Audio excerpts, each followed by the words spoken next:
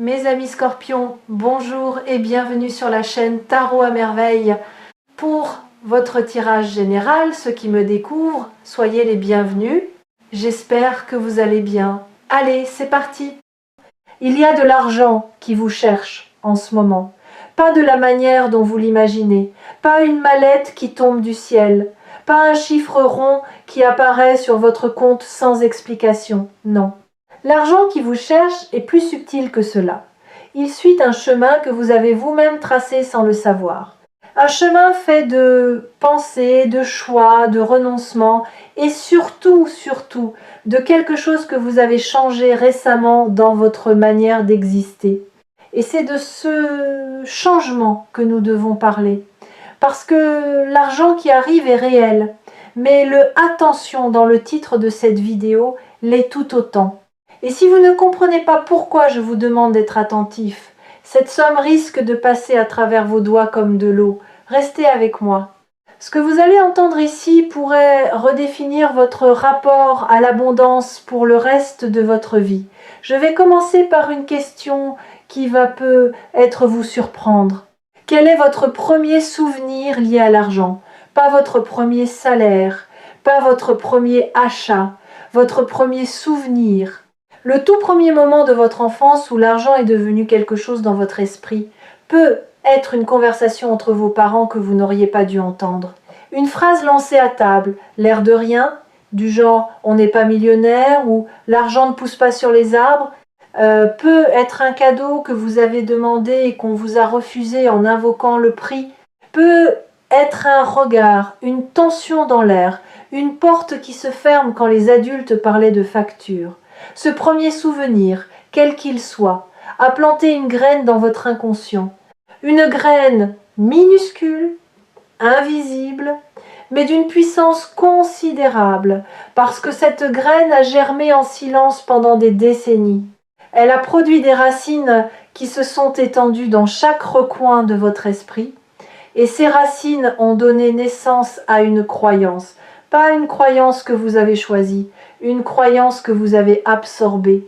Comme on absorbe une langue maternelle, sans le décider, sans même s'en rendre compte.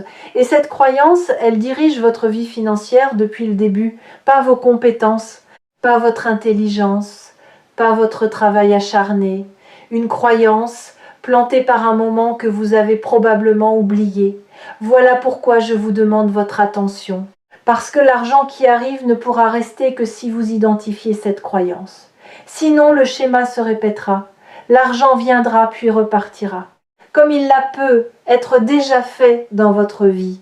Comme ces périodes où tout allait bien financièrement, puis où de manière presque mystérieuse, les choses se défaisaient. Une dépense imprévue, une opportunité ratée.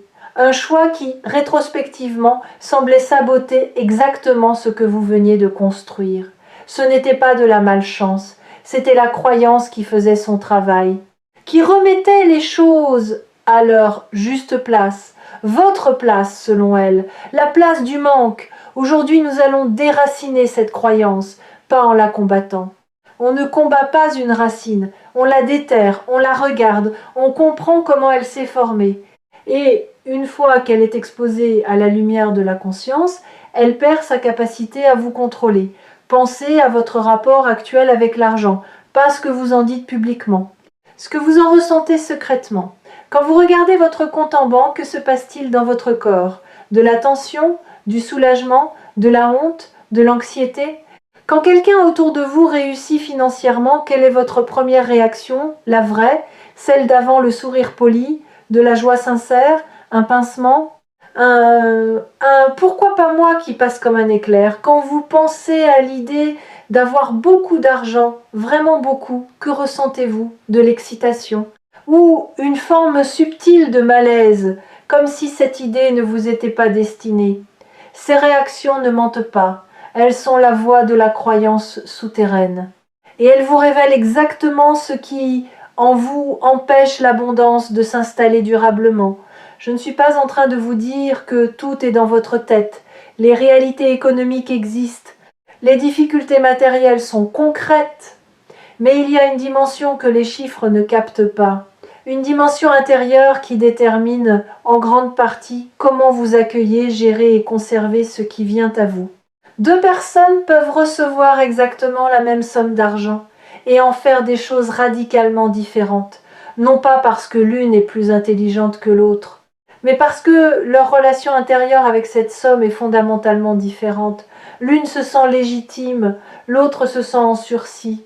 Et vous, dans quelle catégorie êtes-vous en ce moment ? Avant de répondre trop vite, laissez-moi vous dire une chose. La catégorie dans laquelle vous vous trouvez aujourd'hui n'est pas une fatalité.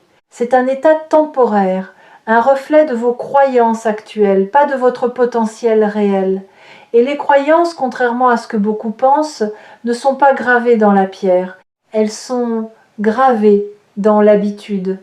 Et les habitudes se changent, pas du jour au lendemain, pas avec un claquement de doigts, mais avec de la conscience, avec de la patience, avec cette volonté douce mais persistante de choisir chaque jour une pensée différente quand l'ancienne se présente. Quand la voix du manque murmure « il n'y en aura jamais assez », vous pouvez choisir de répondre calmement, sans forcer. Il y en a toujours eu assez pour que je sois encore debout aujourd'hui. Et cette réponse n'est pas du déni, c'est un fait. Vous êtes encore là, vous avez traversé chaque tempête financière de votre vie, chacune, sans exception. Et vous êtes toujours debout. Cette résilience n'est pas ordinaire, elle est la preuve vivante que quelque chose en vous sait naviguer, même dans les eaux les plus agitées. Voici ce que je perçois pour vous, vous êtes à la lisière. Exactement à la frontière entre l'ancien paradigme et le nouveau. L'ancien paradigme, c'est celui où l'argent est une source de stress, un sujet tabou, une récompense qu'il faut mériter par la souffrance, ou pire, une preuve de valeur personnelle. Dans cet ancien paradigme, votre estime de vous-même monte et descend avec votre solde bancaire. Vous êtes votre situation financière. Et quand cette situation est fragile, vous vous sentez fragile. Le nouveau paradigme, celui vers lequel vous migrez en ce moment, est radicalement différent. Dans ce paradigme, l'argent est une énergie, ni bonne ni mauvaise, neutre comme l'eau. L'eau peut irriguer un jardin ou inonder une maison. Ce n'est pas l'eau qui décide, c'est le canal dans lequel elle circule. Et vous êtes ce canal. La qualité de votre rapport avec l'argent détermine si cette énergie vous nourrit ou vous submerge. Ce changement de paradigme, vous l'avez entamé sans vous en rendre compte. Il a commencé le jour où vous avez cessé de vous sentir coupable pour un achat qui vous faisait plaisir. Ou le jour où vous avez refusé un travail qui payait bien, mais qui vous détruisait de l'intérieur. Ou le jour où vous avez donné de l'argent à quelqu'un sans calculer, sans attendre de retour, simplement parce que votre cœur vous l'a dicté. Ces moments, aussi ordinaires qu'ils paraissent, sont des actes révolutionnaires. Ils sont les preuves que vous commencez à séparer votre valeur intrinsèque de votre valeur marchande. Et cette séparation est la condition première pour accueillir l'abondance véritable. L'argent inattendu dont il est question dans cette vidéo arrive précisément parce que cette séparation est en cours. L'univers ne récompense pas, l'univers répond. Il répond à votre fréquence. Et votre fréquence en matière d'abondance vient de changer, pas de manière spectaculaire, de manière organique, comme un instrument qu'on accorde et qui soudain produit une note plus juste, plus claire, plus belle. Et cette note attire à elle les harmonies correspondantes. Mais voici où le « attention » entre en jeu. Et je veux que vous écoutiez ceci avec toute votre présence. Quand l'argent arrive de manière inattendue, le premier réflexe de l'ancien paradigme est la peur. Pas la peur de l'argent lui-même, la peur de le perdre. Et cette peur crée une contraction. Vous serrez, vous agrippez, vous stockez avec l'anxiété de celui qui sait que ça ne durera pas. Et en faisant cela, vous envoyez un signal clair à votre propre réalité. Ceci est temporaire. Ceci n'est pas normal. Ceci va m'être repris. Et la réalité fidèle écho de vos croyances, s'exécute. Le piège n'est donc pas l'argent qui arrive. Le piège, c'est votre réaction face à cet argent. C'est ce que vous faites dans les heures, les jours qui suivent sa réception. C'est l'histoire que vous vous racontez à son sujet. Si l'histoire est j'ai eu de la chance, ça ne se reproduira pas, alors effectivement, cela ne se reproduira pas. Vous aurez écrit la fin avant même que l'histoire ait eu le temps de se déployer. Mais si l'histoire est différente, si l'histoire est ceci est le début de quelque chose, pas une anomalie. Si l'histoire est je suis quelqu'un vers qui l'abondance peut circuler naturellement, régulièrement, sans que j'aie à m'épuiser pour la mériter, alors le canal reste ouvert. Et ce qui était un ruisseau peut devenir une rivière. Je voudrais vous emmener un moment dans un endroit de votre mémoire, un endroit que vous visitez rarement, l'endroit où vous gardez vos rêves d'enfant liés à l'argent, pas les rêves adultes, calculés, raisonnables, les rêves d'enfant. Ceux d'avant, les croyances limitantes, ceux d'avant, les leçons sur la rareté, quand vous étiez petit, que rêviez-vous de faire avec de l'argent? Peut être offrir quelque chose à quelqu'un que vous aimiez, peut être voyager vers un endroit qui vous faisait rêver, peut être construire quelque chose, peut être simplement ne plus voir cette tension sur le visage de vos parents. Ces rêves d'enfant sont importants parce qu'ils révèlent votre relation originelle avec l'abondance, avant la contamination, avant les filtres. Et dans la plupart des cas, ces rêves n'étaient pas égoïstes, ils étaient généreux, connectés aux autres, orientés vers la joie plutôt que vers l'accumulation, ce qui signifie que votre nature profonde, votre relation authentique avec l'argent n'est pas celle du manque ou de la cupidité, c'est celle du partage et de la création. Et revenir à cette nature profonde, c'est ouvrir la porte que des années de conditionnement avaient scellée. Il y a un exercice que j'aimerais vous proposer, pas un exercice compliqué. Quelque chose de simple que vous pouvez faire dès ce soir.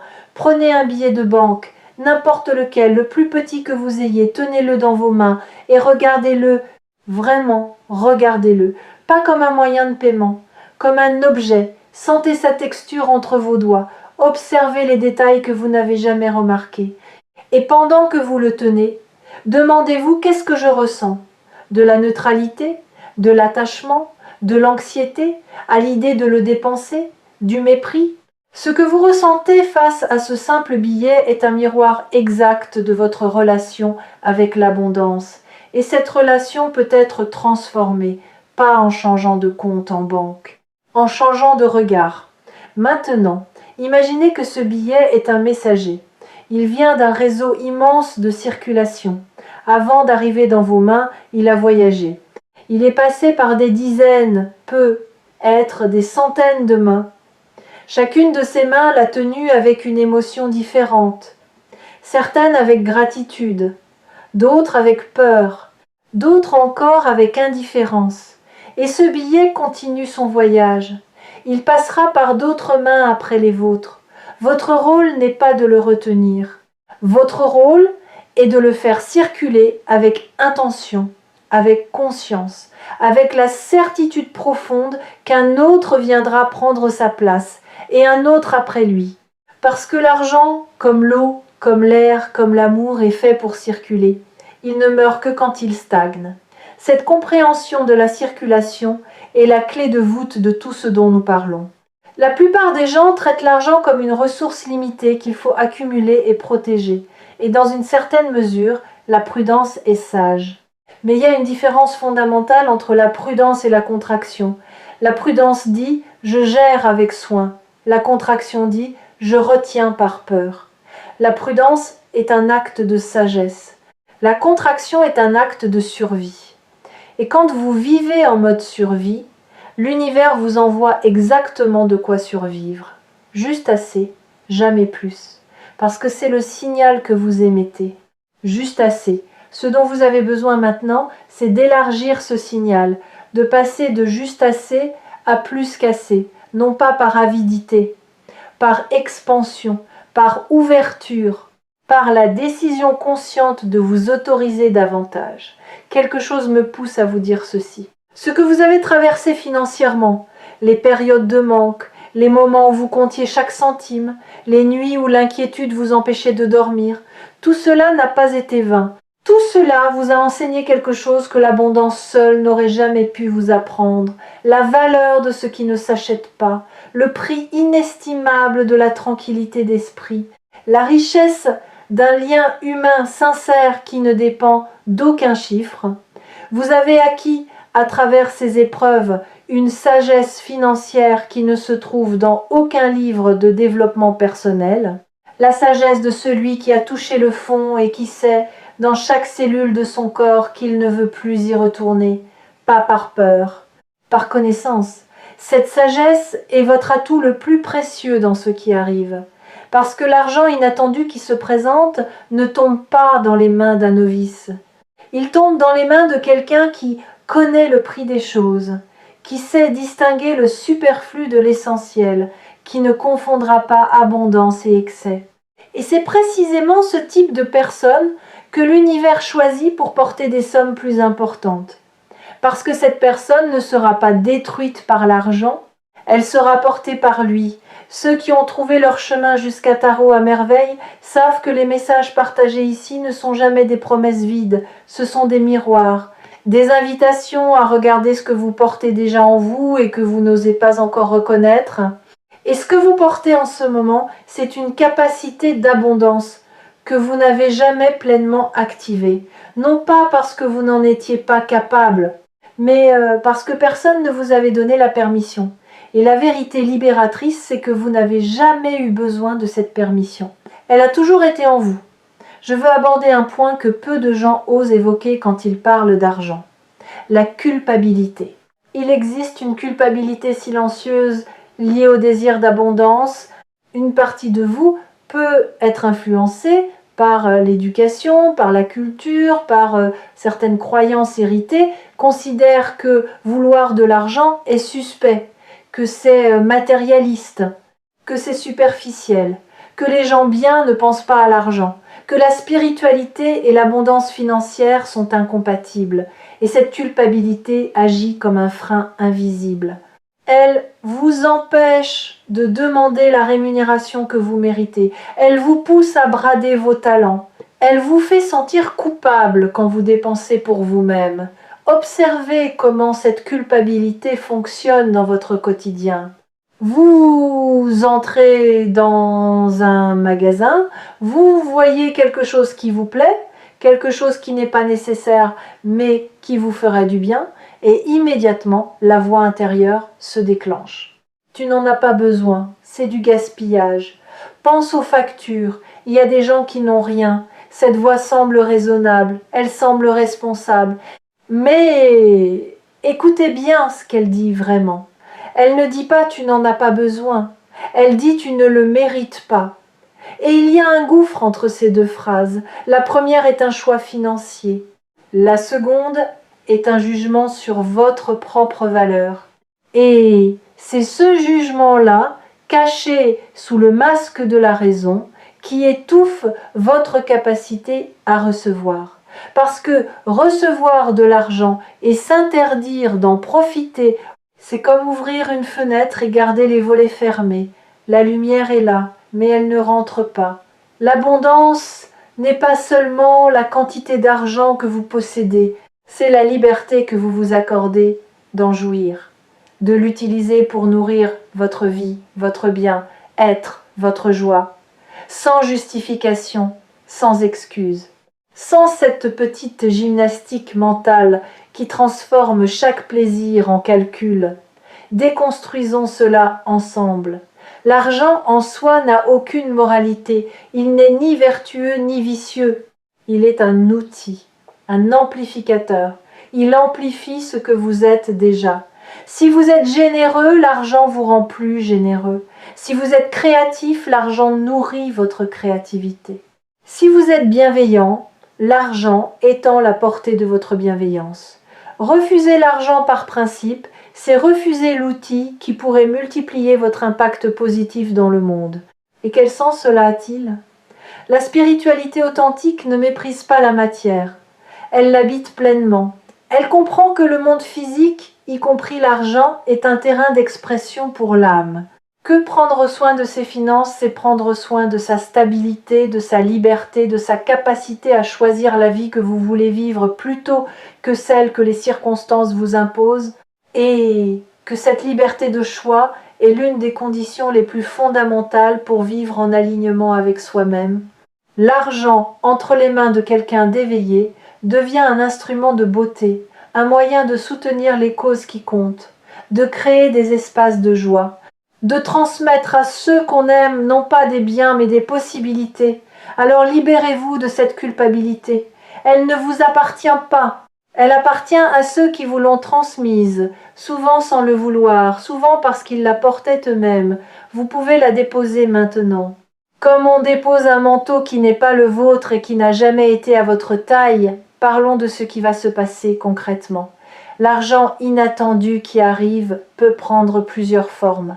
Une opportunité professionnelle que vous n'aviez pas anticipée, un remboursement oublié, un projet qui aboutit après une longue gestation, un cadeau, une porte qui s'ouvre dans un domaine que vous n'aviez pas exploré. La forme exacte importe peu. Ce qui importe, c'est votre état intérieur au moment où cette somme se présentera.